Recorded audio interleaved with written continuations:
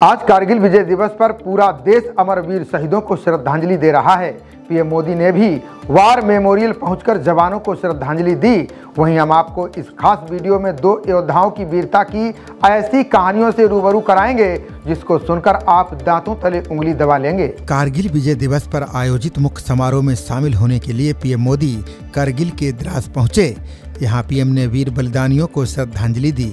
PM Modi ने कहा कि कारगिल विजय दिवस हमें बताता है कि राष्ट्र के लिए दिए गए बलिदान अमर हैं। कारगिल विजय में कई जवानों ने अपने प्राणों की आहुति दी। इन्हीं वीर बलिदानियों में से एक थे विक्रम बत्रा। विक्रम को कारगिल का हीरो कहा जाता है।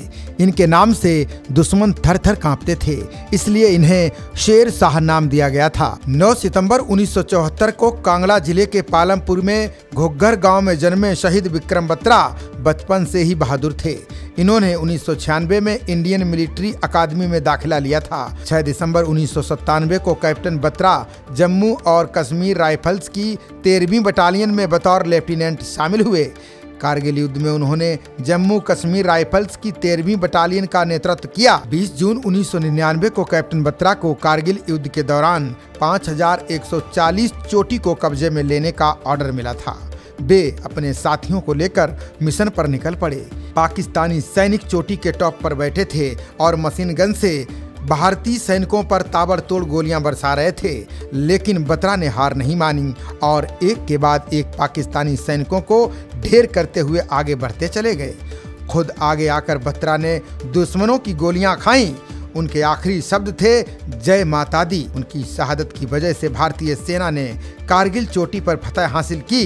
इन्हें परमवीर चक्र से सम्मानित किया गया है। राजस्थान के सीकर जिले की नीमका थाना तहसील के एक गांव में जाट परिवार में जन्मे दिगेंद्र बचपन से सैन्य माहौल में पले बड़े थे। उनके नाना स्वतंत्रता सेनानी थे तो पिता भारतीय सेना के वीर योद्धा रहे। पिता से प्रेरित होकर दिगेंद्र कुमार 2 राजपूताना राइफल्स में भर्ती हो गए थे। कारगिल युद्ध छिड़ने के बाद दिगेंद्र की यूनिट 2 राजपूताना राइफल्स को 24 घंटे में कुपवाड़ा से पहुंचने और मोर्चा संभालने के लिए तैयार रहने का निर्देश मिला। तत्कालीन सेना प्रमुख जनरल वीपी मलिक ने दिगेंद्र कुमार को तोलोलिंग चोटी पर चढ़ाई की अपनी योजना समझाई। जनरल मलिक के आदेश पर नायक दिगेंद्र को घातक टीम का कमांडर बनाया गया।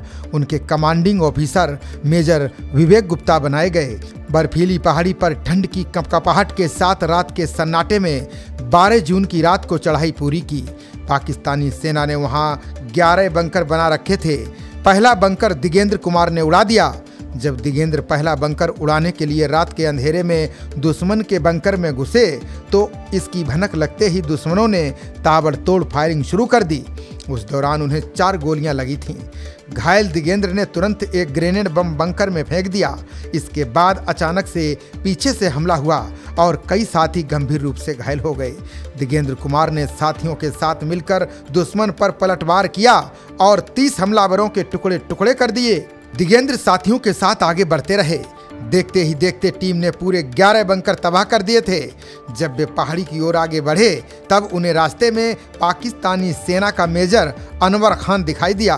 दोनों का आमना सामना हो गया। दिगेंद्र एक ही गोली चला पाए थे, तभी अनवर खान ने उन पर अपनी पिस्तौल से गोली दाग दी जो दिगेंद्र के पांव में लगी। इसके बाद अनवर ने दिगेंद्र के ऊपर झपट्टा मारा, लेकिन दिगेंद्र ने उनका गला पकड़ा और अपना खंजर निकालकर झटके से उनकी गर्दन को उड़ा दिया। वे गंभीर रूप से घायल हो चुके थे। जब उनकी आंखें खुलीं तो वे श्रीनगर के सैन्य अस्पताल में थे। इलाज के दौरान वे अनफिट करार दिए गए और सेना से रिटायर हो गए। उनके योगदान के लिए भारत सरकार ने उन्हें महावीर चक्र से सम्मानित किया है। खबरों का सिलसिला जारी रहेगा। देखते रहिए जनप्रवाद। नमस्कार।